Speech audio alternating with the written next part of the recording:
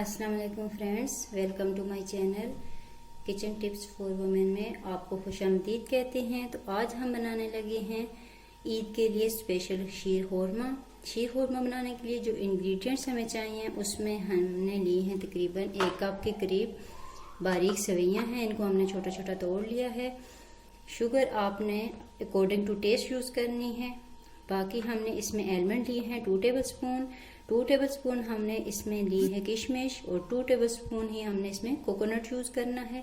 कुछ चीज़ें during cooking use होंगी और कुछ हम गार्निश करने के लिए यूज़ करेंगे। तो चलें स्टार्ट करते हैं आज की कुकिंग।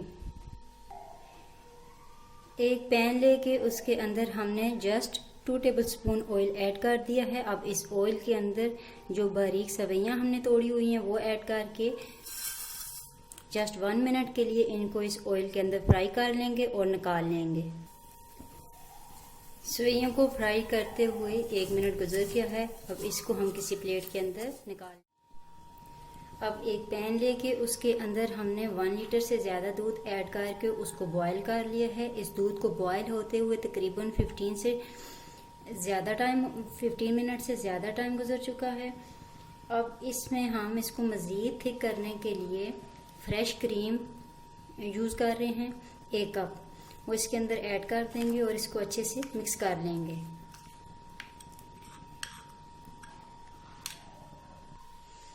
क्रीम ऐड करने के बाद इस पॉइंट पर हम यहाँ पे अपनी टेस्ट के मुताबिक शुगर ऐड करेंगे। ये तकरीबन 4 टेबलस्पून शुगर है। मैं ये सारा ऐड कर रही हूँ। आप according to taste sugar add कर सकते हैं। साथ ही 2 से 3 सब्ज़ इलायचियाँ हमने इसके अंदर ऐड करके इसको दोबारा से बॉयल कर लेना है। दूध अच्छे से बॉयल होना स्टार्ट हो गया है। अब जो सेवइयां हमने फ्राई की थी वो इसमें ऐड करके 5 से 6 मिनट तक इनको हम अच्छे से कुक करेंगे। बहुत ज़्यादा सेवइयों को आपने गलाना नहीं है क्योंकि वो बीच में हलवे की शक्ल अख्तियार कर जाएंगी। सेवइयां बीच में नज़र भी आनी चाहिए और इसको कितना थिक रखना है वो मैं आपको एंड पे बताऊंगी। अब इस पॉइंट के ऊपर जो हमने 2 टेबलस्पून नारियल लिया था वो ऐड कर देंगे। किशमिश को हमने साथ ऐड नहीं करना क्योंकि वो बीच में बिल्कुल मिक्स हो जाएगी। वो बिल्कुल एंड पे हमने इसमें ऐड करनी है। थोड़ी सी आलमंड हम इसमें ऐड कर देंगे और कुछ गार्निश करने के लिए इसको छोड़ देंगे।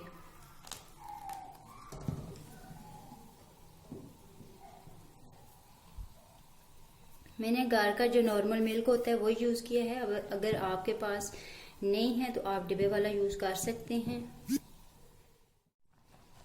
जी तो फ्रेंड्स, शीर खोरमा हमारा बनकर रेडी हो गया है। अब आपको मैं बताती हूँ कि इसको आपने कितना थिक रखना है। इसको बहुत ज़्यादा आपने स्टार्ट में ही थिक नहीं रखना क्योंकि ये ठंडा होकर मज़ीद थिक हो जाता है। ये देख लें, अभी ये अच्छा खासा थिन है।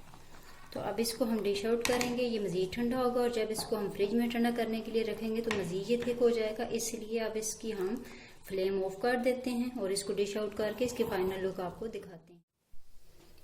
हमने शीर खोरमे को डिश आउट कर लिया है। फाइनल लुक अब आपके सामने है। बिल्कुल इसमें सेवइयां नज़र आ रही हैं, मिक्स नहीं हुई। तो अब इसके ऊपर जो ड्राई फ्रूट रहता है वो ऐड कर देंगे। सबसे पहले हमने जो कोकोनट क्रश किया हुआ है वो इसके ऊपर ऐड कर देंगे।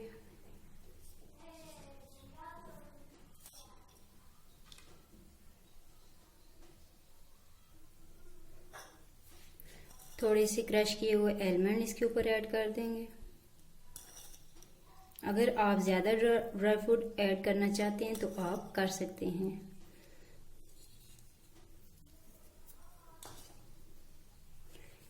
इसके बाद बिल्कुल एंड पे जो किशमिश है वो इसके ऊपर ऐड कर देंगे हम। सारे ड्राई फ्रूट हमने ऐड कर दिए हैं। अब बहुत ही मज़ेदार यमी सा शीर खोरमा बनकर आपके सामने रेडी है।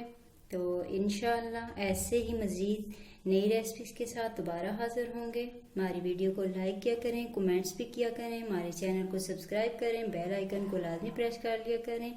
तो इंशाल्लाह नेक्स्ट टाइम एक नई टिप्स के साथ और एक नई रेसिपी के साथ हाजिर होंगे। तब तक के लिए इजाज़त दीजिए। अल्लाह।